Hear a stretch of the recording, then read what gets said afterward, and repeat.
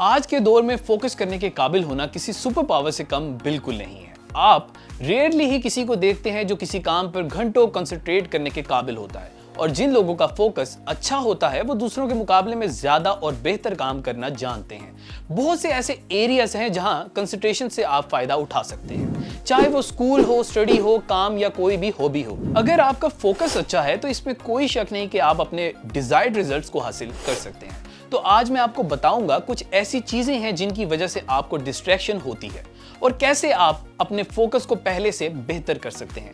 अगर आप सच में अपनी डिस्ट्रैक्शन को कम और फोकस को इनहेंस करना चाहते हैं तो आप एक पेन और एक पेपर पकड़ लें और हम शुरू करते हैं अपनी वीडियो को। We have two types of focus, scattered focus and directed focus.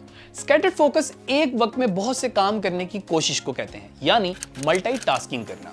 For example, आप घर की सफाई करते हुए, फोन पर बात करते हुए, खाना खाते हुए या बनाते हुए कोई और काम साथ साथ जारी रखें, या जब आप स्टडी की कोशिश कर रहे हो और साथ साथ अपनी पसंद की हॉबी या चीजों के बारे में सोचने लग जाएं।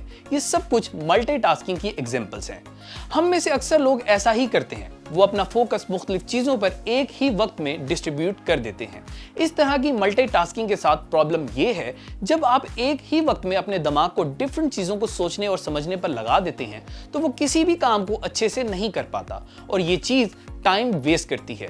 जब आप अपने ब्रेन को एक काम से दूसरे काम पर स्विच करते हैं तो ये एकदम से नहीं होता, बल्कि दिमाग को पहले न्यू थिंग्स को प्रोसेस करना होता है और आहिस्ता आहिस्ता वो दूसरी तरफ अपना फोकस लोड करता है। कामों को एकदम से स्विच करना खुद के ब्रेन के साथ जबरदस्ती है।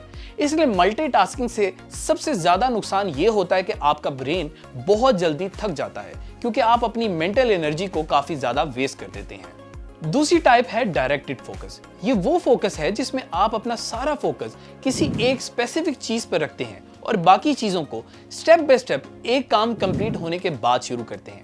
जो चीज आपके लिए सबसे ज्यादा इंपॉर्टेंट होती है, आपका फोकस भी सिर्फ उसी चीज पर रहता है। तो चलिए हम जानने की कोशिश करते हैं कि स्कैटर्ड फोकस से बचने के लिए हम क्या कर सकते हैं। फॉर एग्जाम्पल, आप अपने कमरे में स्टडी कर रहे हैं और फुल फोकस से पढ़ रहे हैं और अचानक आपकी मदर आपके रूम में आती हैं और कहती हैं कि 30 से 40 मिनट में खाना रेडी हो जाएगा, आके खाना खा लो। चाहे ये डिस्ट्रैक्शन सिर्फ 10 सेकंड्स के लिए हुई है, बट आपका फोकस अब वैसा नहीं रह सकता जैसा पहले था, क्योंकि आपका दिमाग अब खाना खाने के लिए एक न्यू इंफॉर्मेशन को लोड करना शुरू हो चुका है। हो सकता है आपको भूख महसूस होने लग जाए। हमारा माइंड ऐसे ही काम करता है। इसे दोबारा से फोकस को सेट करने के लिए अपनी एनर्जी को लगाना होगा। इसके अलावा बिगेस्ट एंटी फोकस मशीन आपके हाथों में है। जी हाँ, मोबाइल फोन। ये रिंगिंग करता है, वाइब्रेट करता है और नोटिफिकेशंस हमें देता है, क्योंकि डिस्ट्रैक्शन के लिए एक लम्हे की बीप भी काफी है। इसके अलावा भी जब आप बोर महसूस करें तो फोन आपका पहला दोस्त बन जाता है और इस तरह डिस्ट्रैक्ट होना एक नॉर्मल बात है। ऑफ कोर्स, इसका मतलब ये नहीं कि अपना फोन या इस जैसी चीजों को फेंक दिया जाए, बल्कि मेरी एडवाइस है, जब आपको किसी काम पर पूरा फोकस करना हो तो सबसे बेहतर है कि आप अपने फोन को उस जगह पर रखें जहां आपकी डायरेक्ट एक्सेस ना हो। और सिर्फ फोन ही वो वाहिद चीज नहीं है जिस वजह से आपकी डिस्ट्रैक्शन होती है। ऐसी बहुत सी और भी रीजंस हो सकती हैं, जैसे फिजियोलॉजी। अगर आप चाहते हैं कि आपका ब्रेन अच्छे तरीके से काम करे तो अपने जिस्म का ख्याल रखना बहुत जरूरी है। अगर आप डेली 7 घंटे से कम सो रहे हैं तो ये चीज आपके कंसंट्रेशन को बुरी तरह अफेक्ट कर सकती है, और अगर आप 7 से 9 घंटे तक की नींद ले रहे हैं तो बेशक आपके काम करने की एबिलिटी बढ़ जाती है। इसमें कोई शक नहीं कि अगर एक्सरसाइज को अपनी रूटीन में शामिल कर लिया जाए तो ये चीज आपको मुश्किल से मुश्किल काम में भी कंसंट्रेट रहने में मदद करती है। एक्सरसाइज से मेरा मतलब जिम जाना या किसी रेस को जीतना नहीं है, बल्कि अगर हर दिन कुछ देर वॉक की जाए तो ये चीज भी आपको एक्टिव रखने के लिए काफी है। और इसी तरह खुद को हाइड्रेट रखना भी बहुत ज्यादा जरूरी है। जब आप सुबह उठते हैं तो आप फील करेंगे कि आप फौरन कुछ सोचना शुरू नहीं कर देते। ये इस वजह से है क्योंकि 7 या 8 घंटे सोते हुए आप पानी नहीं पी सकते हैं और आप डिहाइड्रेट हो जाते हैं। इसलिए जागते हुए जितना हो सके खुद को हाइड्रेट रखना आपके ब्रेन की वर्किंग के लिए बहुत ज्यादा इंपॉर्टेंट है।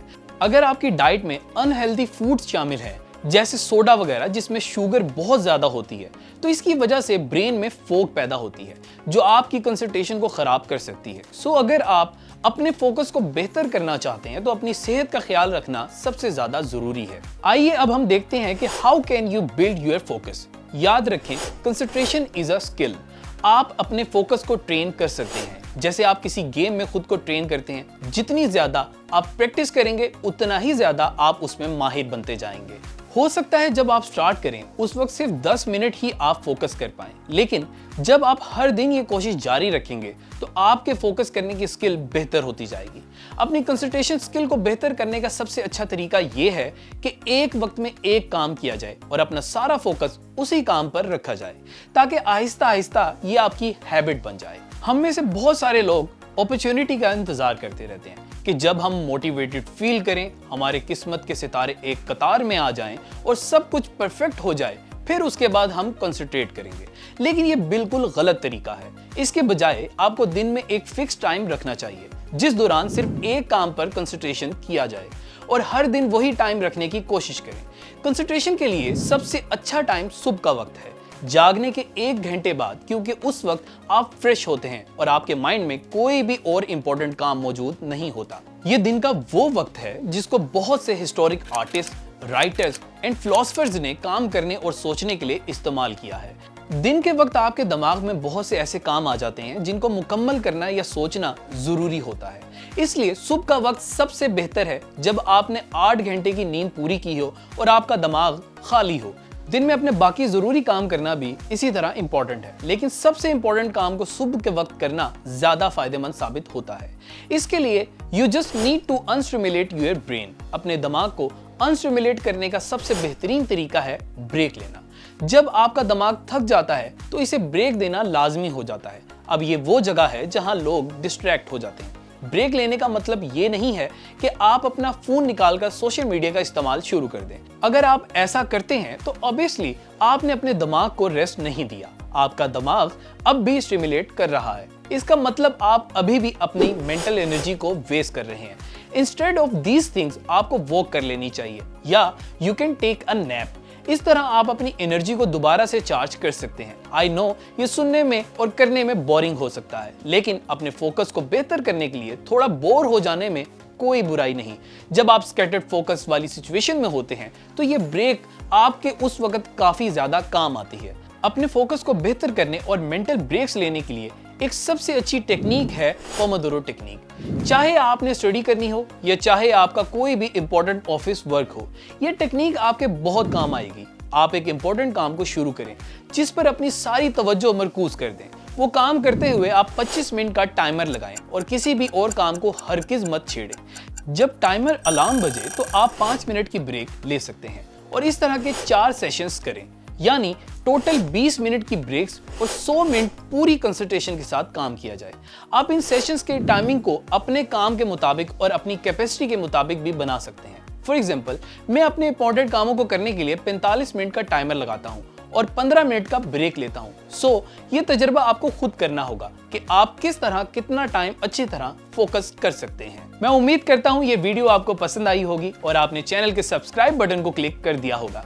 अपनी सजेशंस आप हमें कमेंट बॉक्स में दे सकते हैं। अभी के लिए मोहम्मद हारून को इजाजत दें। मिलते हैं नेक्स्ट ऐसी ही किसी प्रोडक्टिव वीडियो के साथ। खुदा हाफिज।